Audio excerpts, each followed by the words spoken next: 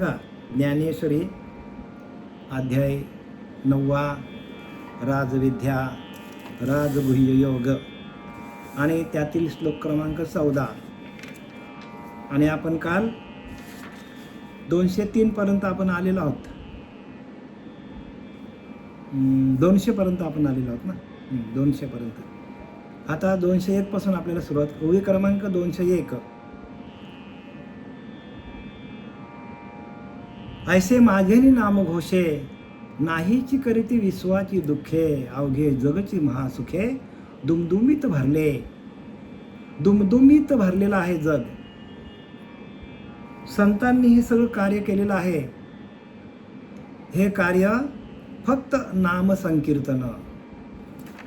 नामसंकीर्तन, नाम हेच काय आहे, नामामध्येच कीर्तन भरलेलं आहे. आपली किरकिर करणारी तन केव्हा थांबते किरकिर करायची?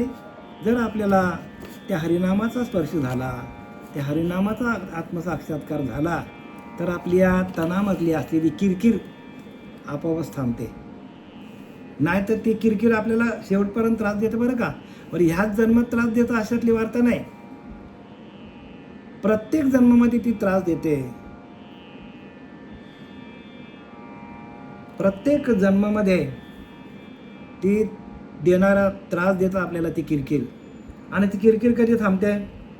ज्यावेळेला आपलं भगवंताचा आत्मसाक्षात्कार होतो, आपण भगवत स्वरूप होतो. आणि भगवत स्वरूप होण्यासाठी संतांनी केलेले प्रयत्न, महात्म्यांनी केलेले प्रयत्न, साधूंनी केलेले प्रयत्न, आणि साधूंच्या मार्गामध्ये आपण चाललं पाहिजे. म्हणून साधू संत एकांती बैसले, सर्व सिद्धांत शोधिले, आणि ज्ञानदृष्टीने अवलोकिले. ते हे नाम श्रीहरीचे. श्रीहरीच्या नामातून आपली किरकिर थांबते. कशातून थांबते? श्रीहरीचं नाम. ऐसे माझेनी नाम घोषे. नाम घोष म्हणजे नामाचा घोष आपल्या अंतःकरणामध्ये व्हायला पाहिजे. नामाचा नाद ब्रह्म आपल्या अंतःकरणामध्ये. नाद ब्रह्मशास्त्र हे सगळ्यात मोठं शास्त्र आहे. आणि ते नाद ब्रह्मशास्त्र जे आहे ते नामातून उत्पन्न झालेलं आहे. बघा, भागवतामध्ये माहीत पडेल आपल्याला. नाहीतर शिवस्वरोदय शास्त्र वाचा, त्याच्यामध्ये भगवंतांनी पार्वती मातेला नाद ब्रह्माचं जे काही स्वरूप असतं ते संपूर्ण त्या शिवस्वरोदय शास्त्रामध्ये भगवान शंकर आणि पार्वतीला जे काय सांगितलं ज्ञान, ते शिव स्वर उदय म्हणजे भगवंताने स्वराचा उदय केला. म्हणजे स्वर म्हणजे नाम, नाद, त्या नाद ब्रह्माचा भगवंताने पार्वतीला अनुभूती आणून दिली. आणि त्याचा संपूर्ण स्वरोदय शास्त्र, स्वराचा उदय आपल्या त्या स्वराचा म्हणजे कसला? तर त्या नामाचा. स्वर म्हणजे नाद ब्रह्म. त्या नाद ब्रह्माचा उदय आपल्या अंतःकरणामध्ये कसा होतो, मूळाधार ते ब्रह्मरंध्र, त्याचा भगवंताने पार्वती मातेला दिलेलं ज्ञान त्या शास्त्रामध्ये आहे. आणि म्हणून नाम घोषे, त्या नामाचा घोष होतो, त्या नामाचा गजर होतो. गजर हरिनामाचा काय होतो?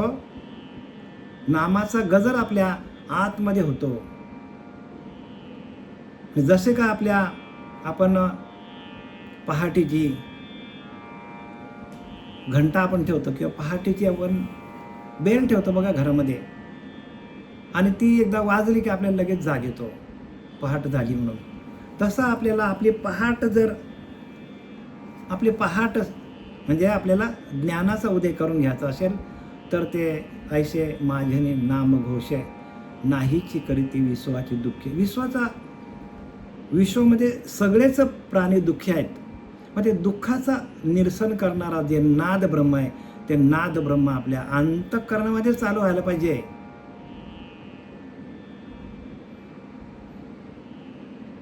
गुह्यातला गुह्य अर्थ बरं का. ऐसे माझेनी नाम घोषे, माझ्या नामाच्या घोषामध्ये. नाहीच करीती विश्वाची दुःखे. विश्वामध्ये प्रत्येक माणसाला दुःख आहे. कारण संसार दुःखमूळ, संसार दुःखमूळ, रात्रंदिवस तळमळ. संसार हे दुःखमूळ आहे. संसार मुळात दुःखच आहे.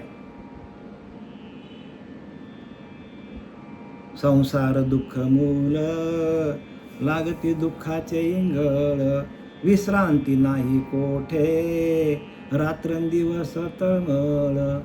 रात्रंदिवस माणूस काय करतो? त्या तळामध्येच मळ बसलेला असतो आणि तो मळ काय काय करतो? ढवळला जातो विषयांचा आणि माणसाला अत्यंत दुःख होतं. प्रत्येक गोष्टीमध्ये माणसाला दुःखच आहे. संसार मुळातच दुःखमय आहे. मग तो आपल्याला सुखाचं करायचं असेल तर माझे नामघोषे, माझ्या नामघोषातून, नामाच्या गर्जनातून नाहीच करीती विश्वाची दुःखे.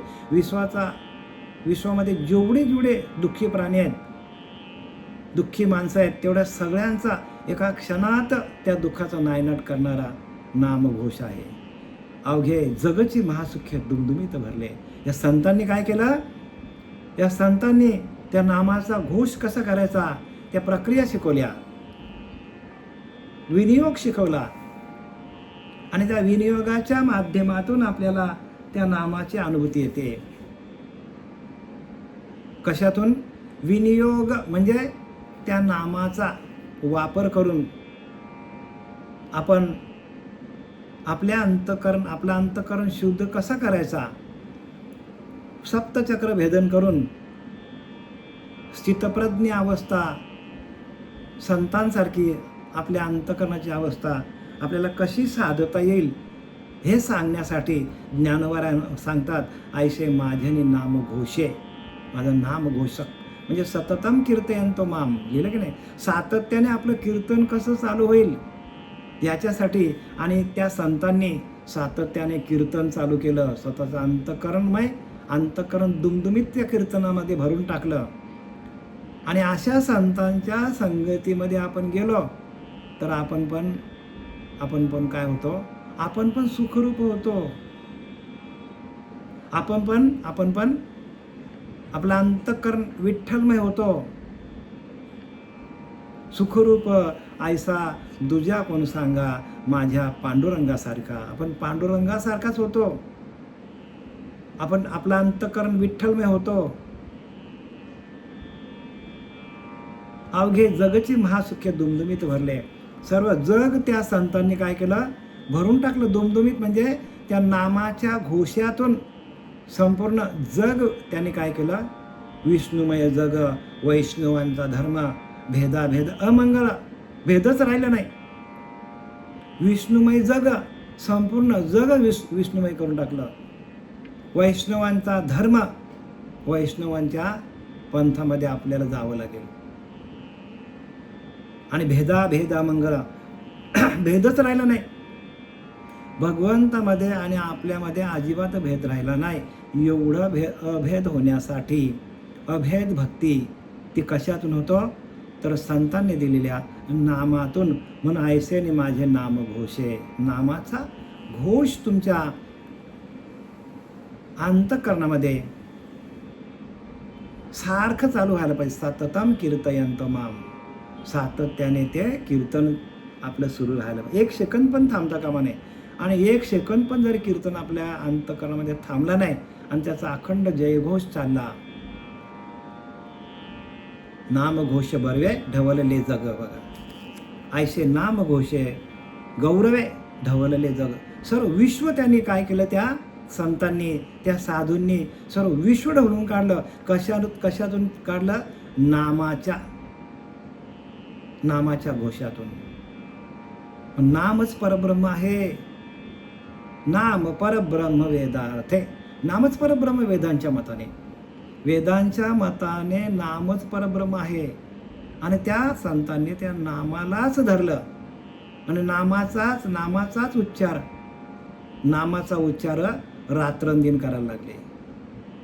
काया वाचा मनसा पडला माझ्या भक्तीचा ठसा, भजता ना आठवे दिवस निसा, भक्ती दशा या नाव. भक्ती दशा याला भक्ती म्हणतात.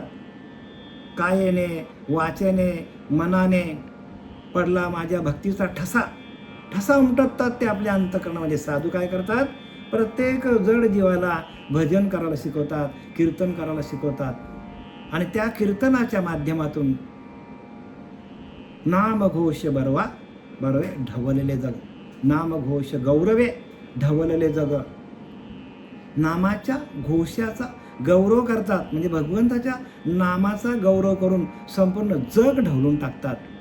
आणि मग त्यांच्या अंतःकरणाचा भाव असा होतो, काया वाचा मनसा, कायाने वाचेने मनाने पडला माझ्या भक्तीचा ठसा, भजता ना आठवे दिवस निसा.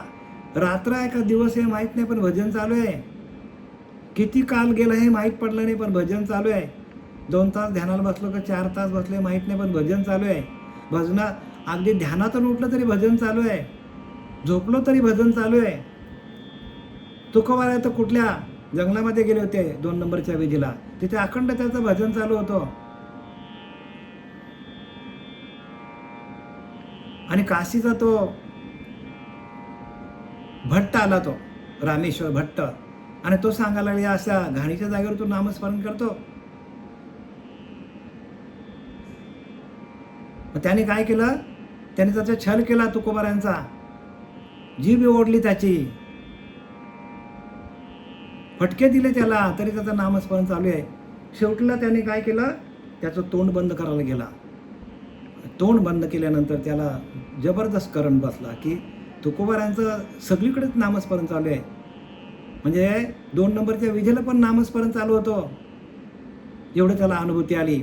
आणि रामेश्वर भट्ट रामेश्वर भट्ट शेवटीला म्हणतात,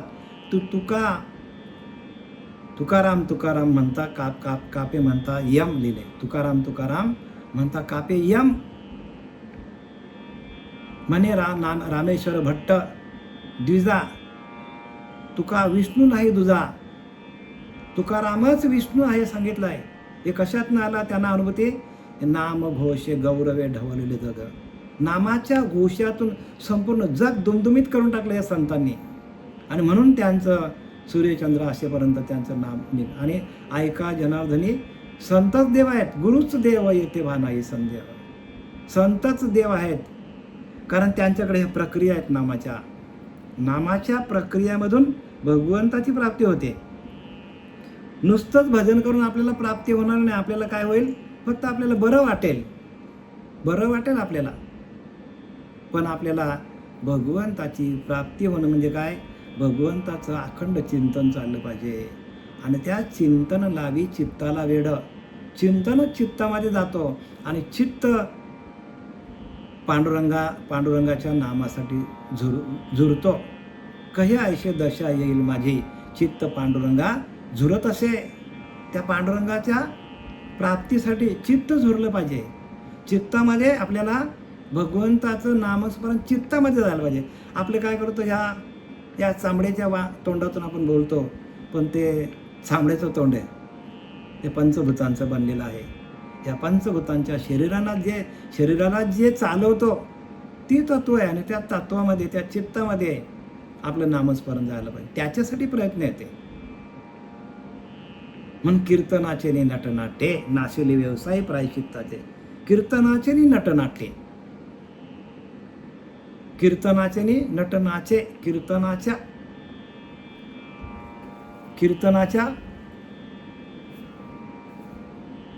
कीर्तन म्हणजे भजन, आणि भजनाच्या नामघोषातून,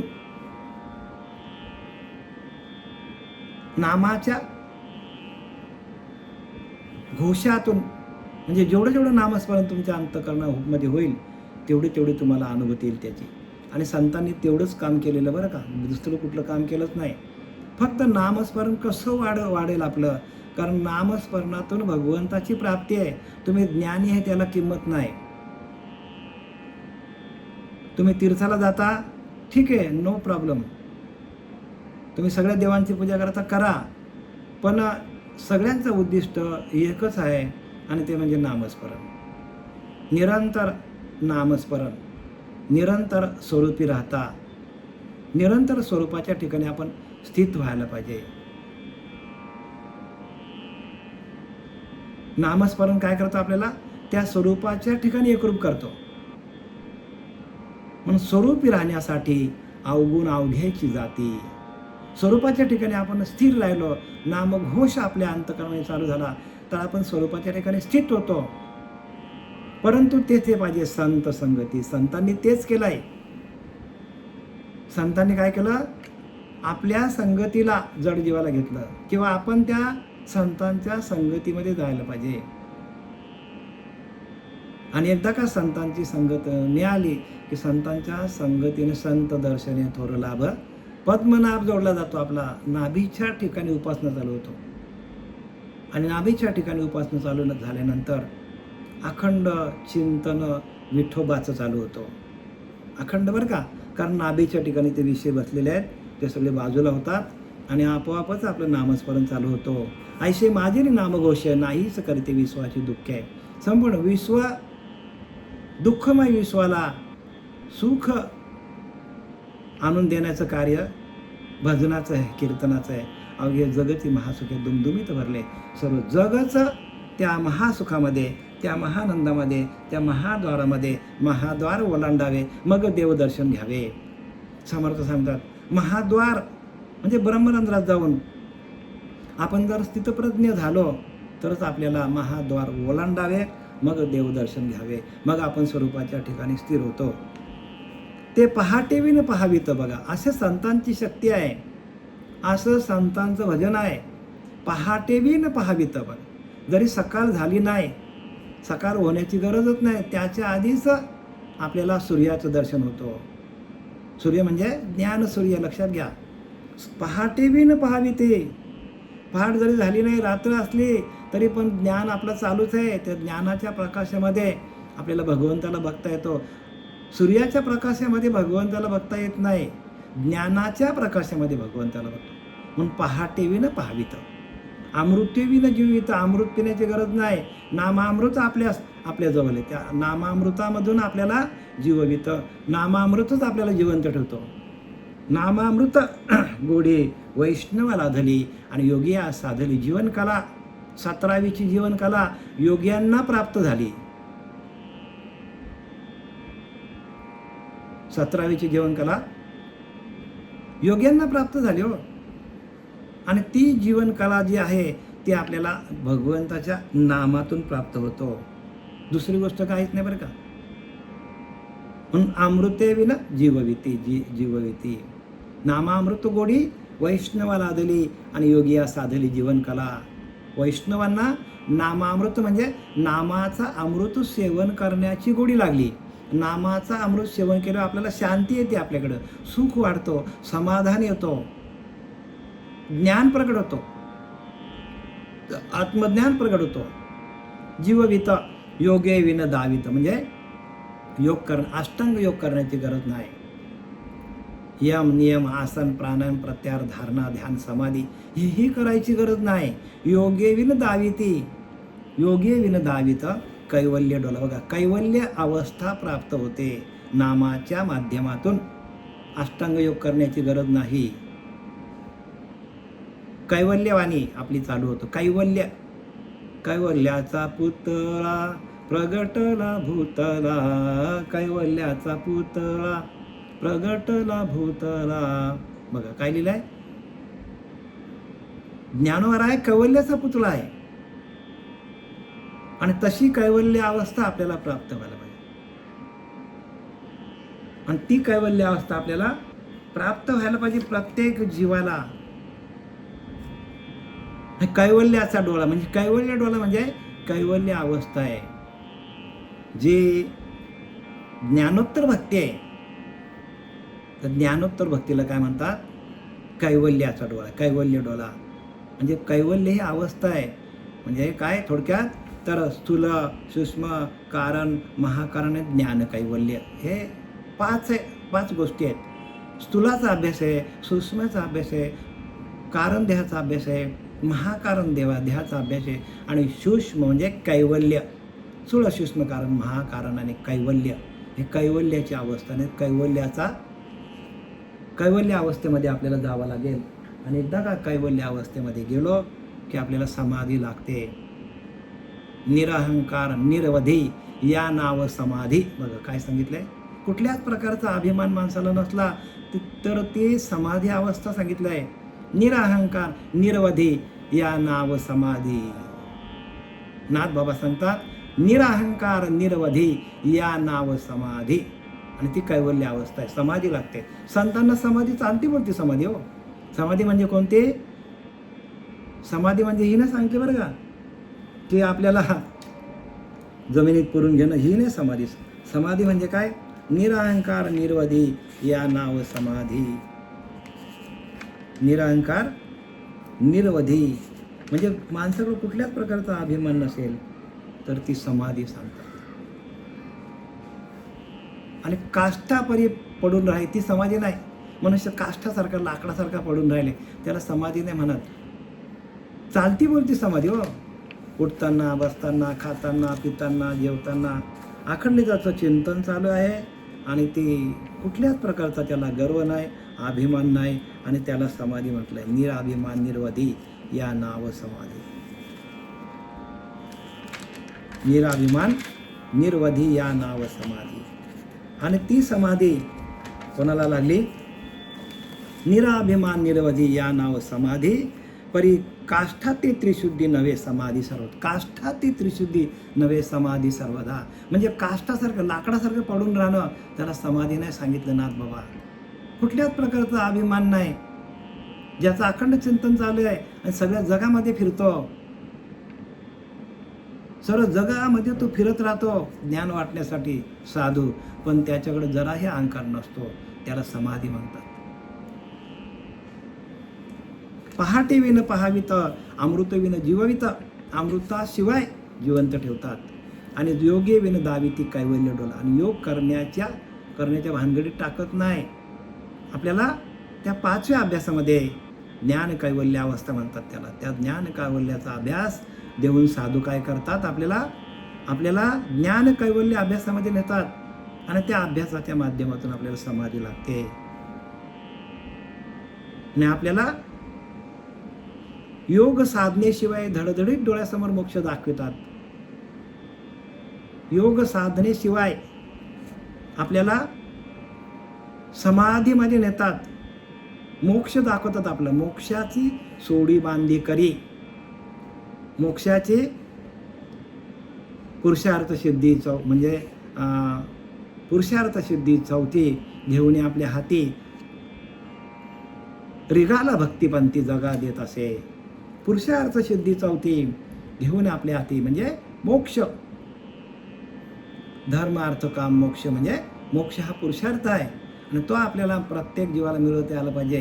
पुरुषार्थ सिद्धी चौथी घेऊन आपल्या हातात घेतात. आणि रिगाला भक्तिपंथी जगा देत असे. जगाला देत सुटलंय. जसं श्रीपाद बाबा, रामदास बाबा, पांडुरंग देवेकर बाबा, नाना बाबा, हे सगळे बाबा काय केलं, आपल्या हातामध्ये मोक्ष घेतला आणि लोकांना मोक्षापर्यंत पोहोचवलं. जगा देत असे. जगाला वाटतात पुरुषार्थ सिद्धी चौथी. मोक्ष मिळवणं हा पुरुषार्थ आहे. पुरुषार्थ म्हणजे काय? पैसा कमवणं, 2-4 पोरं काढणं, प्रॉपर्टी, हा पुरुषार्थ ना सांगितला. पुरुषार्थ म्हणजे मोक्षापर्यंत जाणं. म्हणजे मोक्ष आपल्या मोक्षाला आपल्या हातात घेणं. मोक्षाला आपल्या हातामध्ये घेणं तो पुरुषार्थ सांगितलाय.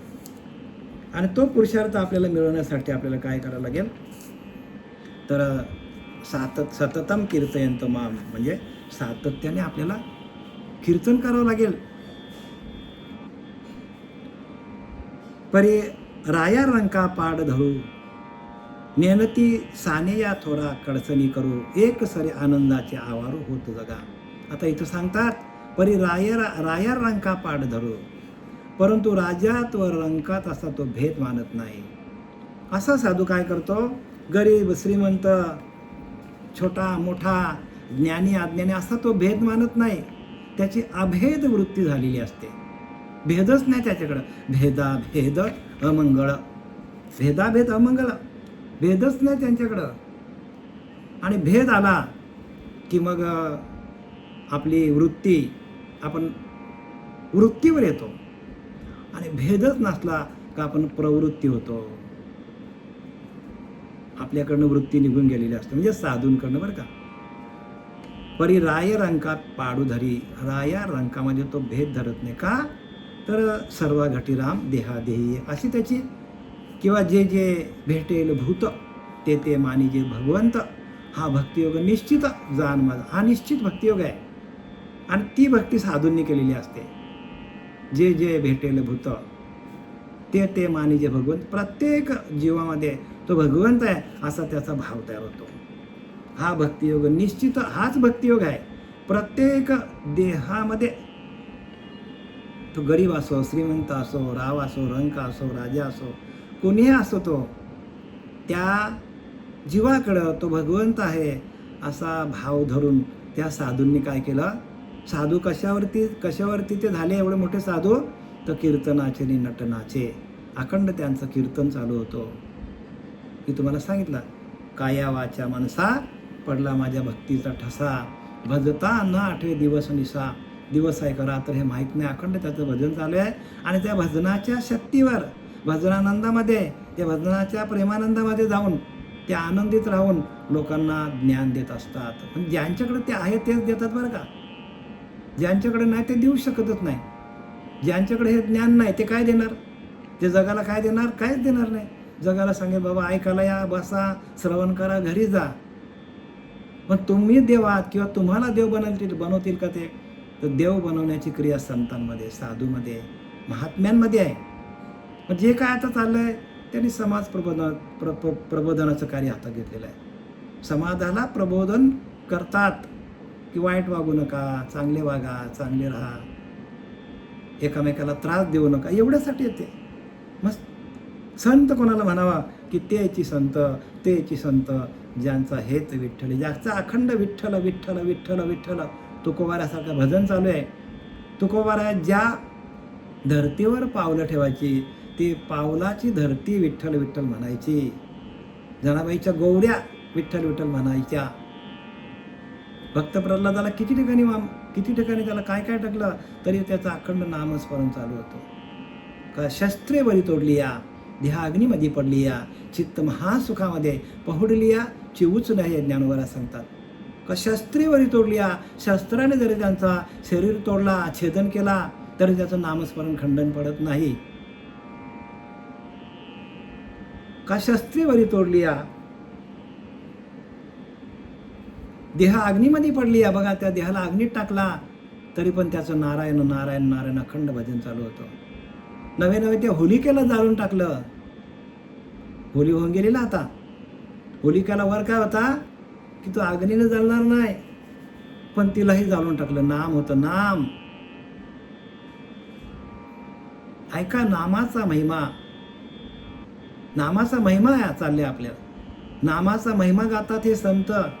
या प्रत्येक संतामध्ये त्या नामाचा महिमा आहे, ते नामाची किमया आहे. नाम काय करतो, जादूसारखं काम करतो. नाम आपल्या शरीरावर काम करतो. ते नाम काम कुठे करतो, आपल्या शरीरावर काम करतो. आणि ते शरीरच ब्रह्मरूप होऊन जातो. बरी राया रंका पाडी धरू, राव आहे का रंक आहे त्याचा विचार करत नाही, त्याच्यामध्ये भेद मानत नाही. संत नेणती सानिया थोरा कडसनी करू, तो लहान आहे का मोठा आहे हे पण भेद करत नाही. एक सरे आनंदाचे आवर बघा. कारण संत आनंदाचे माहेर घर आहेत. संत कोण आहेत, तर संतच गंगा आहे, ज्ञानगंगा. संतांकडे ज्ञानगंगा आहे, संतच ज्ञानगंगा आहे, संतच गंगा आहे, ज्ञानरूपी गंगा. मग जर गंगेमध्ये न्हाल्यावर आपलं जे काय पाप असेल ते सगळं दूर होतो. मग संतांच्या ज्ञानरूपी गंगेमध्ये आपण न्हावून निघालो तर आपल्याकडं सुख दुःख राहील का, आपल्याकडे पाप राहील का. संत हेच जणू काय गंगा आहेत. संतांच्या म्हणून तया दर्शने स्पर्शने पुण्य जोडे, तया भाषणे नष्ट संदेह मोडे. पण कधी संत असे पाहिजे की ज्यांना ते 17वीची जीवनकाला प्राप्त झालेली आहे, ज्यांचं चंद्रामृत आहे या कुठे आपल्या 10व्या दारामध्ये जे चंद्रामृत आहे आपल्या इकडे, त्या तिथला तो चंद्रामृताचं तळं आहे, ते तळं एकदा असं कलंडलं आणि त्यातलं जर चंद्रामृत म्हणजे अमृत खाली पडलं आणि ती कुंडलिनीने ते पिऊन टाकलं, कुंडलिनी प्राशन केलं कुंडलिनीने, तरच तो संत होतो. लक्षात घ्या, बाकी हे संत नाहीत. संत तेच की ज्यांची कुंडलिनी शक्ती जागृत होऊन ज्यांचा अखंड चंद्रामृताचं तळ ज्यांनी त्या 17वीचे स्तन्य ज्यांनी घेतलेलं आहे ते संत आहेत. 17वीचे स्तन्य देशी अनुहाताचा हल्लरुगाशी आणि समाधी भोजे निजविशी बुझावणी, समाधीमध्ये जातात ते. आणि ते संत बरं का, अशा संतांनाच संत म्हणावं आपण, ज्यांची कुंडलिनी जागृत झालेली आहे, ज्यांचा जे 10व्या दारामध्ये जाऊन सातत्याने कीर्तन करतात, अशाच संतांना संत म्हणू शकतो आपण. अशाच ते सिद्ध आहेत. आणि अशा संतांचं दर्शन आपण घेतलं, तया दर्शने स्पर्शने पुण्य जोड. अशा संतांचं आपण दर्शन घेतलं, त्यांनी आपल्या अंगाला स्पर्श केला, त्याने आपल्या डोक्यावर हात ठेवला, तर आपल्याला पुण्य जोडता येतो. तया दर्शने स्पर्शने पुण्य जोडे, तया भाषणे नष्ट संदेह मोडे. त्यांच्या भाषेतून आपल्याकडे येणारा संपूर्ण संदेह, आपल्याकडे येणारा संशय पार निघून जातो, कुठल्या कुठे निघून जातो.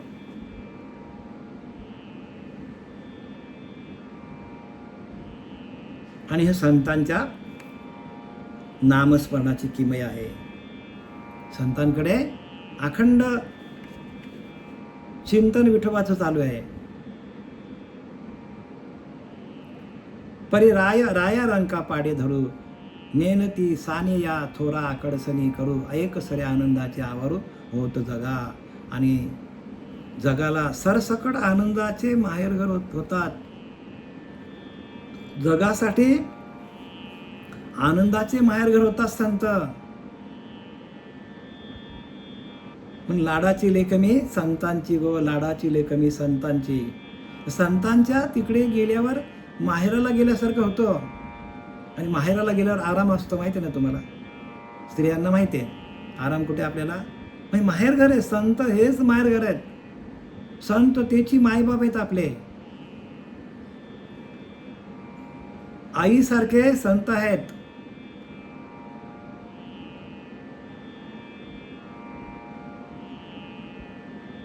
होत जगा म्हणजे काय, जगाला ते माहेरघर आहे संत. काही एखाद्याने वैकुंठी जावे, तेही वैकुंठचे केले आज ऐसे नाम घोष गौरवे धवलले विश्व. संपूर्ण विश्वाला काय केलं त्यांनी, गौसनी घातली. आणि विश्वातल्या प्रत्येक जडजीवाचा उद्धार करण्याचा त्यांनी वसा घेतला आणि निघाले ते. प्रत्येकाला ब्रह्मस्वरूपाशी एकरूप करण्याचा त्यांनी निघाले. पुरुषार्थ सिद्धी चौथी घेऊन आपल्या हाती. काही एखाद्याने वैकुंठ जावे, एखाद्याच माणसाला वैकुंठाला जाता येतो. वैकुंठ शेवटचं धाम आहे, माहिती आहे ना. तेही वैकुंठच ऐकले संतांनी. या मृत्यू लोकामध्येच वैकुंठ आणलं बघा. तेही वैकुंठच केले आघवे. या मृत्यू लोकालाच वैकुंठ करून टाकलं त्यांनी. प्रत्येकाला नामस्मरणाची प्रक्रिया दिली. मुखी ब्रह्मनाम, हाती सात्विक कर्म, परिविनियोग विनकाम विफलची. विनियोग सांगितला. विनियोग कसं करायचं हे सांगतात. विनियोग विनकाम विफलची. तोंडी ब्रह्मनाम, हाती सात्विक कर्मे, परी विनियोग विनकाम विफलची.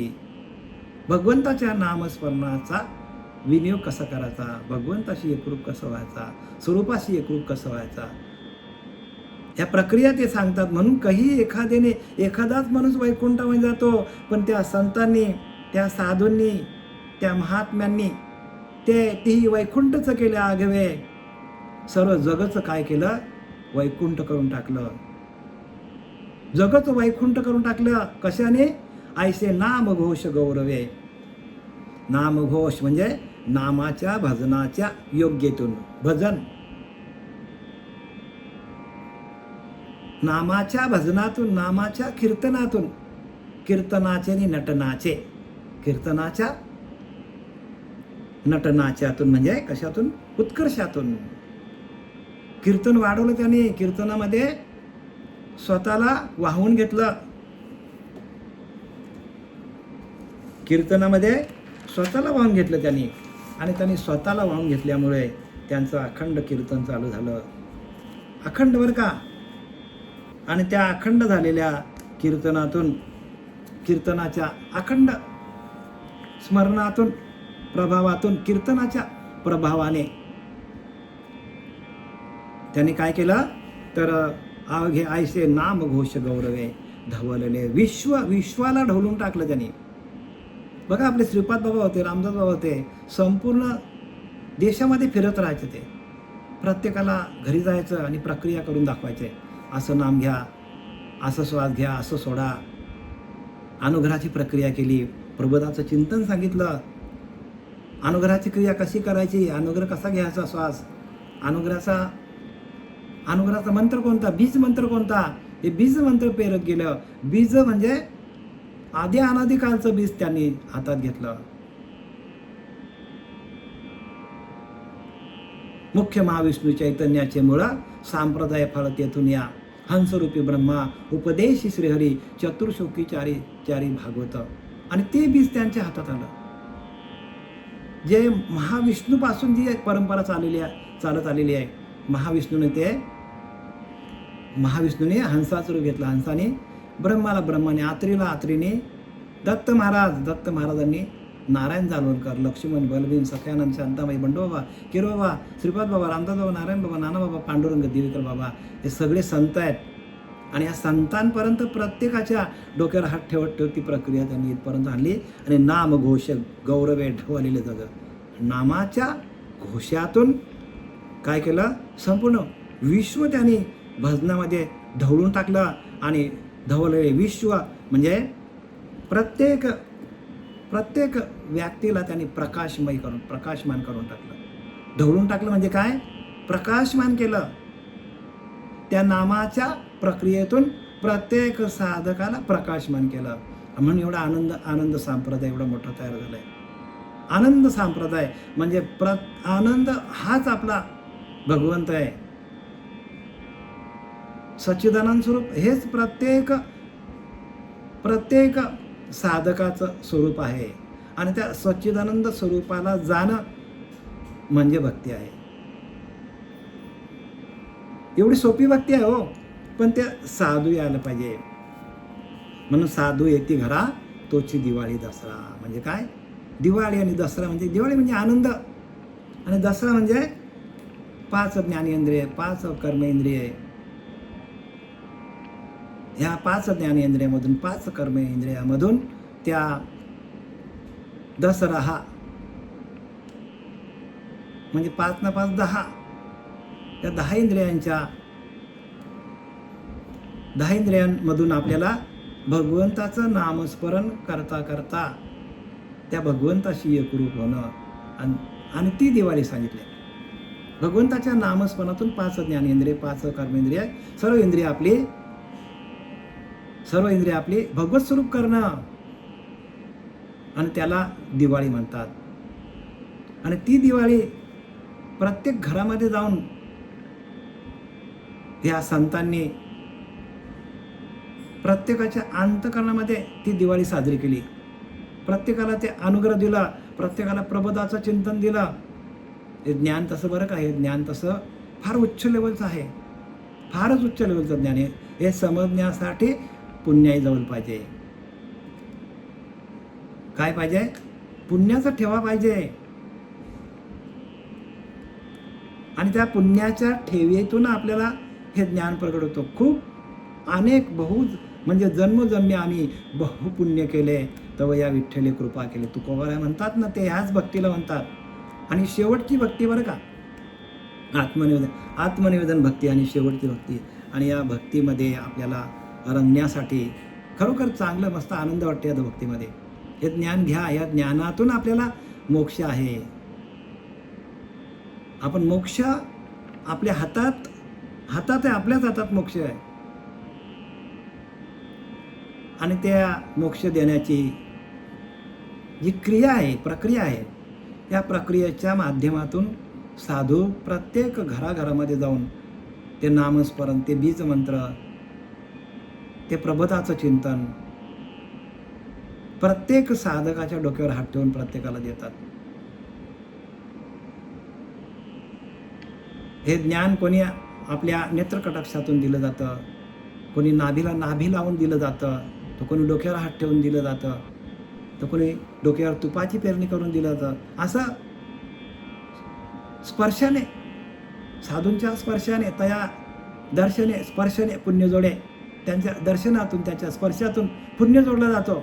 आणि म्हणून साधू येते घरा तोची दिवाळी जसं झालेली सेवा आपले सच्चिदानंद सद्गुरू श्रीपाद बाबा, रामदास बाबा, नारायण बाबा, नाना बाबा, पांडुरंग दिवेकर बाबा यांच्या चरणी समर्पित करीत आहे. पुंडलिकावर हरी विठ्ठल श्री ज्ञानदेव तुकाराम पंढरीनाथ भगवान की जय. माऊली ज्ञानेश्वर महाराज, जगद्गुरु जगदवंद्य तुकाराम महाराज, शांती ब्रह्म एकनाथ महाराज की जय.